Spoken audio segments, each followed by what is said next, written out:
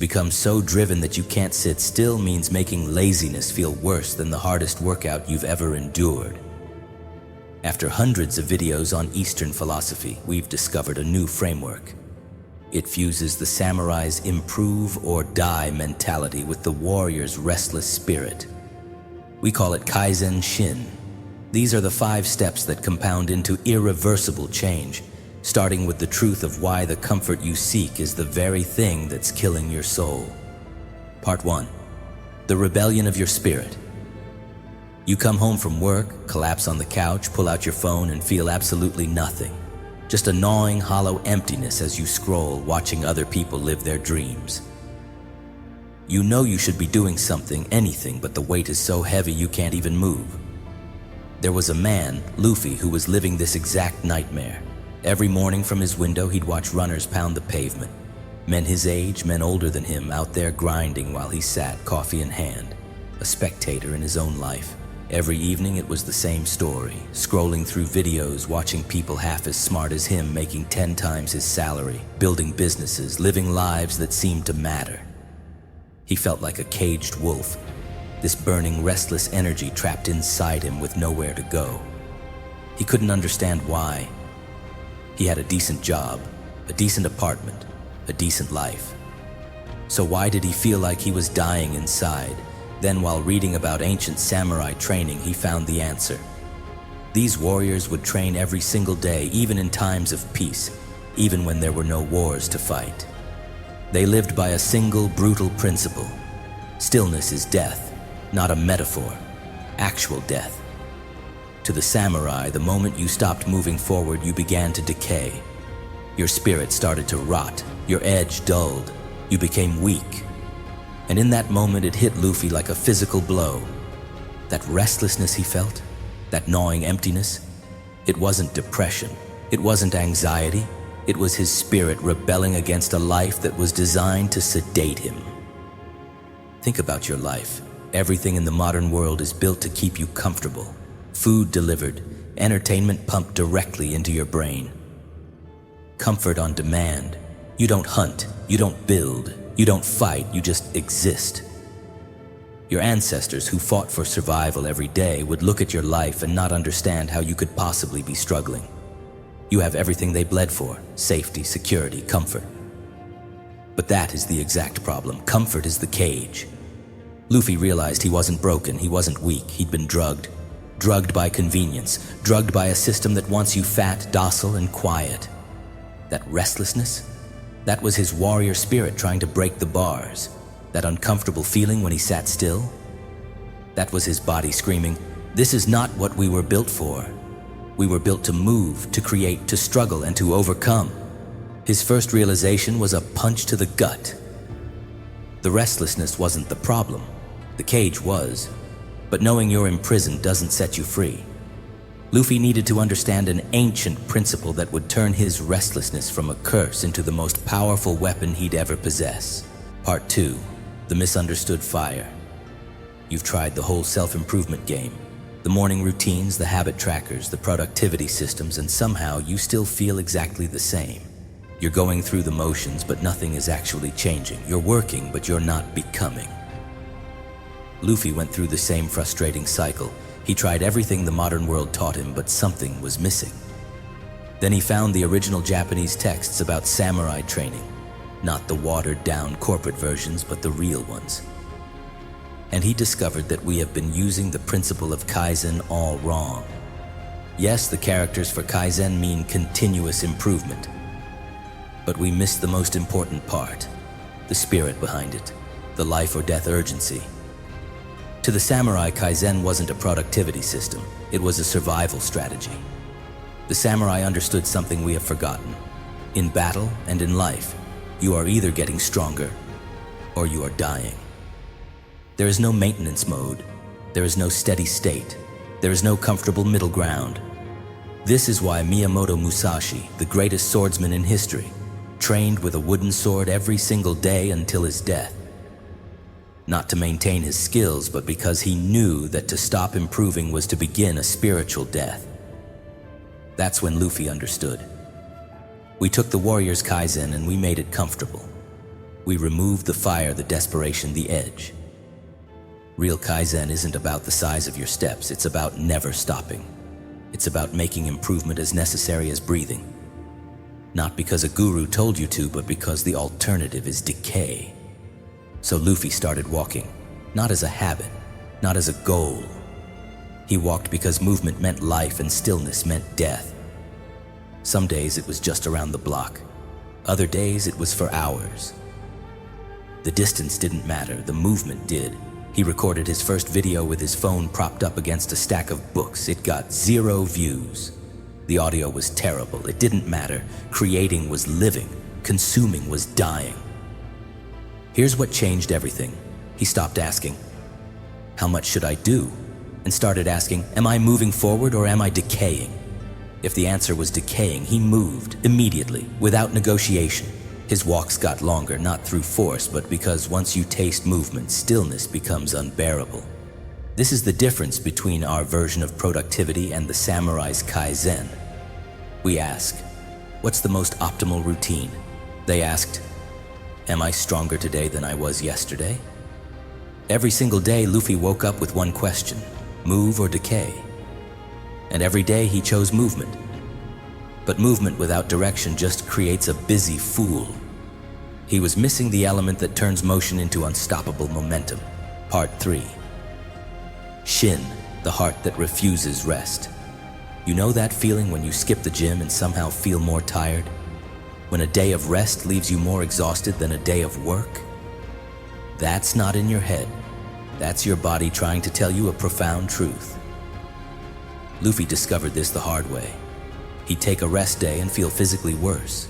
He'd sit down to watch a movie and his body would ache. At first, he thought something was wrong with him. But then he found a concept that explained everything. Shin. Shin means heart, spirit, mind. But not in the soft way we think of it. To the Japanese warrior, Shin is the restless core of your being. The part that never fully relaxes, never fully stops. Think about your physical heart. It never rests. Even when you sleep, it beats. If it stops, you die. That is Shin. It is the part of you that must keep moving to stay alive. The samurai had another concept, Zanshin, a lingering spirit. After an archer releases an arrow, his awareness continues. After a sword strike, the warrior's mind stays alert. This isn't paranoia, it is a state of total aliveness. Japanese philosophy teaches that water that flows stays pure. Water that sits becomes poison. Movement is life, stillness is death. And that's when everything clicked for Luffy. That discomfort he felt when resting. That wasn't a sign of weakness.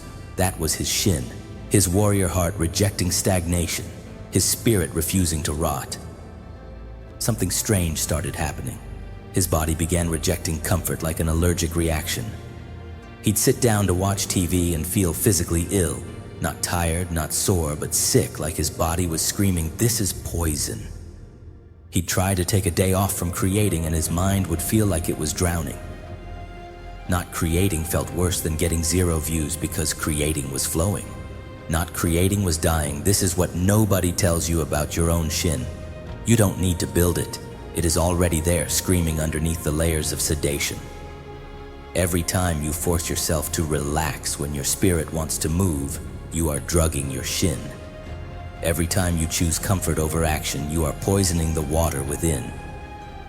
Luffy stopped fighting it. When his body said move, he moved.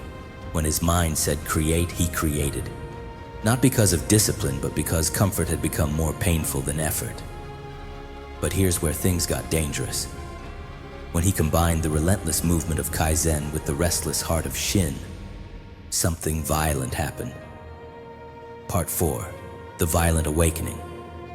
You've probably noticed that people who seem less intelligent than you are often more successful. They start businesses with no research. They launch projects with terrible ideas. And somehow, they are winning while you are still planning. Luffy noticed this too, and then he figured it out.